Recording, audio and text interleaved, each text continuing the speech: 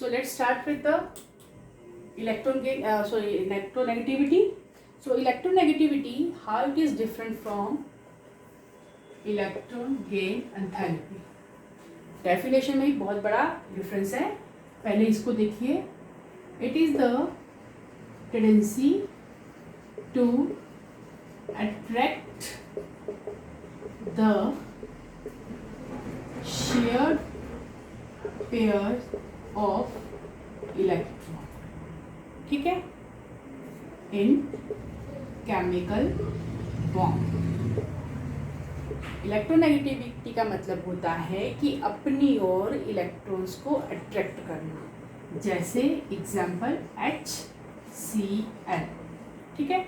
अब क्लोरीन क्या है, मोर इलेक्ट्रोनेगेटिव होगा एज कंपेयर टू हाइड्रोजन. तो ये क्या करेगा, अपनी तरफ इलेक्ट्रॉन को अट्रैक्ट करेगा to form bond by sharing of electrons. ठीक. इलेक्ट्रॉन गेन एंथैल्पी क्या था, इलेक्ट्रॉन गेन एंथैल्पी था to attract the electrons from the outer side. Outer side यानी किसी और एटम के इलेक्ट्रॉन्स को अट्रैक्ट करना. ठीक है. यहाँ पर क्या था, अट्रैक्ट करना the electrons of other atom.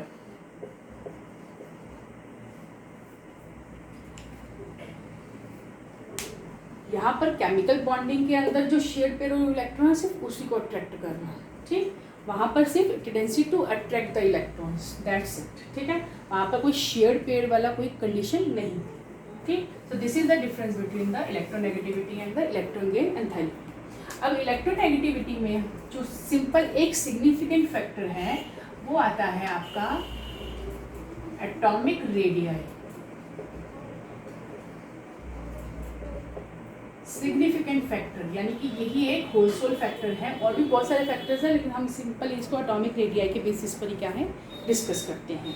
अब इलेक्ट्रोनेगेटिविटी में अगर हम देखा जाए तो डाउन दी ग्रुप क्या हो रहा है, यहाँ पे हम लिखते हैं डाउन दी ग्रुप और अलोंग द पीरियड. फाइन. अब एटॉमिक रेडियाई जैसे सेम डाउन दी ग्रुप क्या हो रहा है, साइज इंक्रीज हो रहा है एटम का. तो सेम वही कंडीशन आ जाएगी कि जितना down the group atomic size increase होगा उतनी इलेक्ट्रोनेगेटिविटी क्या होगी, डिक्रीज करेगी. So down the group electronegativity decreases, लेकिन अलोंग द पीरियड ये इंक्रीज करती है. क्यों, साइज रिमेन सेम और क्या हो रहा है, चार्ज बढ़ता जा रहा है. So you can say along the period it increases. Fine. So अब इसमें कुछ ज़्यादा जो मेन हमारा है वो है इसका एक रीजनिंग बेस्ड क्वेश्चन जो सबसे ज़्यादा इम्पॉर्टेंट पार्ट है for this you can say for of this topic. Fine. So I hope आपको ये समझ में आ गया हो. इसे मैंने इसलिए जल्दी बता दिया क्योंकि एटॉमिक रेडियाई आप काफ़ी टाइम से पढ़ चुके हैं. 2 बार हमने पीछे पढ़ लिया है कि एटॉमिक रेडियाई मतलब रेडियस ऑफ एन एटम. तो डाउन दी ग्रुप क्या हो रहा है, रेडियस बढ़ रहा है क्योंकि नंबर ऑफ शेल्स बढ़ रही हैं. नंबर ऑफ शेल्स बढ़ेंगी तो ऑब्वियस है चार्ज नहीं इतना होगा कि वह बाहर के इलेक्ट्रॉन को अट्रैक्ट कर सके. तो इलेक्ट्रोनेगेटिविटी डिक्रीज करेगी यानी कि इलेक्ट्रॉन्स को अट्रैक्ट करने की टेंडेंसी डाउन दी ग्रुप कम हो जाती है. अलोंग द पीरियड वो टेंडेंसी ज़्यादा रहती है. फाइन. अब यहाँ पर जो एक्सेप्शनल केस है,